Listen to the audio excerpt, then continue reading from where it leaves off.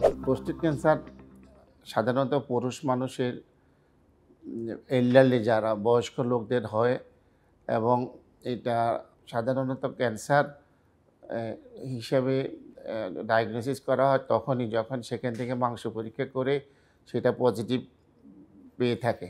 আমাদের দেশে প্রোস্টেট ক্যান্সারের প্রাদুর্ভাব অনেক বেশি, যদিও অনেক মানুষ আমাদের কাছে কম আসে, বিভিন্ন ধরনের হোমিওপ্যাথিক বা অন্যান্য ওষুধ খেয়েই থাকে, কিন্তু শেষ পর্যায়ে যখন আর পারে না তখনই আমাদের কাছে আসে এবং তখন আমরা চিকিৎসা, প্যালিয়েটিভ চিকিৎসা বলতে যতটুকু বোঝায় তাই আমরা দিয়ে থাকি।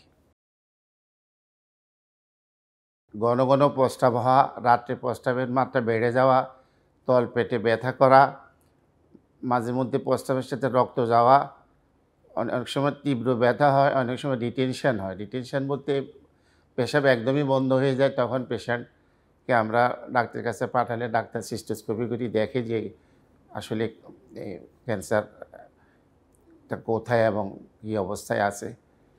এই মেইনলি এই সিস্টেমগুলোই থাকে, সিমটমগুলোই থাকে। আর পেশেন্ট একটু ওজন কমতে পারে, খাওয়ার রুচি কমতে পারে, এগুলো প্যাসিভ সিমটম। বাট মেইনলি ব্যথা এবং প্রস্রাবের মাত্রা বেড়ে যাওয়া, বিশেষ করে রাত্রে বেড়ে যাওয়াটাই মূল লক্ষণ।